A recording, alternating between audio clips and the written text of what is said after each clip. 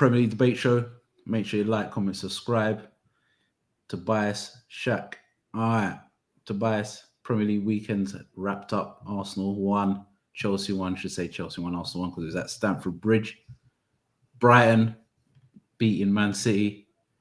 Liverpool doing what Liverpool do. Beating Aston Villa 2-0. All right. Tobias, is the title race wide open? Or is it for Liverpool to lose? Because I think it's Liverpool. this is the worst. All right. This is the worst Man City have ever been so far, losing 4 on the spin. They are so susceptible to counterattacks now, especially with Rodri and the injuries. I think Arsenal, there's a massive myth that they've had so many players out injured. They haven't. It's just the first time they've had a bit of an injury concern. Liverpool have had the same amount of injuries as them, and they're top. But yeah, going back to the question, Tobias, is the title race wide open? I think it's Liverpool's to lose. I know you. It must burn you to be doing it now, yeah, because I know you wanted to avoid it for the longest, but it's unavoidable right now. You're flying. What are you? 5 points ahead of City? 5 points ahead of City, 9 points ahead of 9 Arsenal. points ahead of Arsenal. Yeah, it's mental. So let's say if you give up 9 points to Arsenal, that is absolutely crazy. Irrespective of we're looking Tobias, we're in November. Yeah, I don't care. We've seen this. Anyone even else? if it was 9, even if it was 9 points, Tobias, with 10 games to go, it's still not over. Listen, I know you're trying to put pressure on. Listen, I know what you're trying to do. You're trying to sabotage the thing. I know what you're trying to do. I know what you're trying to do. And I'm not biting to it. I know what you're trying to do. You're trying to put pressure on us. So it's like, at the end of the season, if we don't win it, you can kill us. No, I think I'm stupid. No, I don't care. Come on, anyone else in your position right now? Yeah, if you're saying, if you was 9 points behind Arsenal, and then somehow they got above you, I mean, you got above them, you'd be killing them. No. Don't gas. We're looking at a Man City team, yeah, that you got no Rodri, aged De Bruyne. He looked aged last year. Carl Walker seems like he's fell off a cliff. He looks washed. Carl Walker seems like he's fell off a cliff. They've been in and out with, Savinho looks sharp, but it's his first season. Like, Silva's another year older. Like, Foden is not the Foden of last year, mate. And somehow, you guys are not. What's baffling to me, every time I watch you, I feel like you've been susceptible. Kelleher is the most annoying thing in life, yeah? You see, if Alisson's fit, he's dead. He makes mistakes after mistake. You see, the moment Alisson gets injured, my man starts turning into fucking regen Alisson or something. What's going on? Kelleher's a top 10 goalkeeper. I like Kelleher. I like him. But you see, if Alisson's fit, yeah, and he's playing them cup games, he's susceptible to make mistakes. But you see, as soon as Alisson gets injured, it happens all the time. He just turns into prime Buffon or something. I'm like, what's wrong with this guy? But Klopp might be kicking himself like he left too early, because I'm not being funny. If Slot wins in the Premier in his first season, boy, it's a bit sticky for the Kloppites out there. No, yeah, because I know it's a bit sticky for the Kloppites. Man. No way. Klopp's put him with that squad, that healthy squad. That is a load of rubbish. It's sticky for Arteta and them, man. If he comes and wins, he put him with a squad, that Trent couldn't defend. All of a sudden, Trent can defend. Gravenberch couldn't get a game. Now Gravenberch is looking like prime Makalele stroke Seedorf. Yeah. Then you got Diaz, who couldn't score a stitch. How many goals has Diaz got this season? Flying. So he's got all the underperforming players that Klopp sort of gave up on, playing out their skins right now. Yeah, but we've seen this. That happens with all managers, Tobias. So it happens with all managers. Certain managers tweak things. So when it comes to a new manager, everybody's on a clean slate. And the man have took their chances. All right. Would Klopp be doing the same thing with his squad if he was still here? Yes, he would. It may be a different way, but we'll be where we were. I reckon we'll be. You reckon, yeah? Yeah, 100%. I don't believe 100%. Well, we don't know. That's here or there. But at the moment of time, I do think the title race is wide open. Reason being, Long as Man City are there, it's never over till it's over. They are the one team that can rack off 13, 14, 15 wins, even with and without Rodri. They can still do it. And when they get their players back, to me, they're still the team to beat. If you finish above Man City, you win the title. Arsenal's still in it because if this was 9 points in February, I'd be like, okay, it's a bit peak. They've got a great chance. But this is we're in the start of November. Can Liverpool keep this performance level going on? Can they keep the squad depth there in a sense of injuries? I think it's a long way to go. I think we're in a great place. I think we're the best team right now. Defensively, we look strong. We're not conceding. I think he's tweaked. I think Slot has tweaked a little few things. He's made us with more control. And then we can still do the Klopp thing in a sense of in transition. We've still got that. And he's just tweaked a few things. I think it's a title race where I don't think you need 90 points. I think it could be mid 80s, even 80. That wins you the league this year because I think the other teams, like the Nottingham Forest and the Newcastles, the Brightons, they will nick points off the bigger clubs because I think they are closing the gap in the players they have got.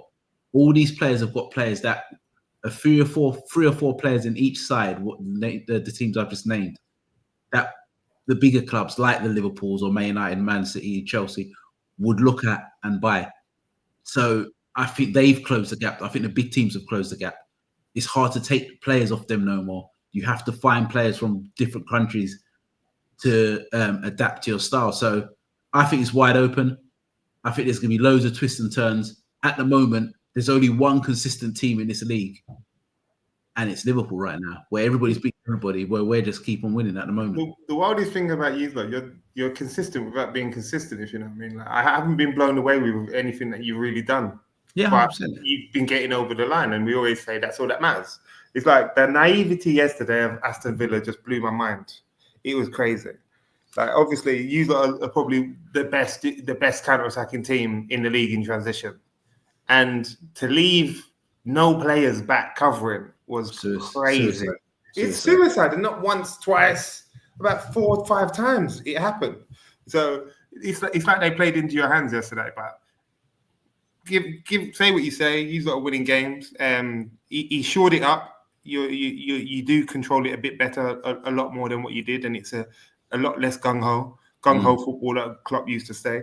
And he tries to rotate, which the way he's playing and the rotation he's trying to do will keep your team a bit fresher because you're not seeing the same 11 every week. No, you're seeing the gap post coming on. Yeah, obviously he's having to play the Nunez's, etc. But you are seeing that rotation. Tsimikas and Bradley gets a game here and there.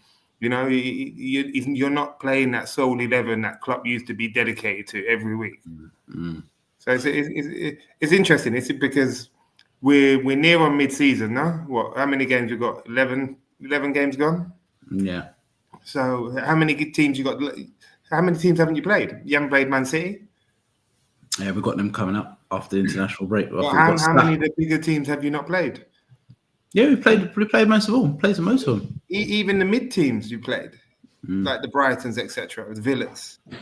So I don't think there's many tests out there. It's the second half of the season now. You're looking, or Christmas period, which usually takes its toll on most. And do you think that? Like, I watched the Arsenal Chelsea game. I don't want to digress. I wasn't really blown away by the quality. But do you think there's too many games during midweek that you're not seeing the high level quality of these games in a sense of now we're playing basically the big teams are playing the top 6 sides or the traditional top 6 sides. If you're in Europe, you're playing basically 3 games a week. Don't you think the standard is not there because of the amount of fixtures players are playing or teams are playing? But have the teams not spent enough money to alleviate that issue with the squads?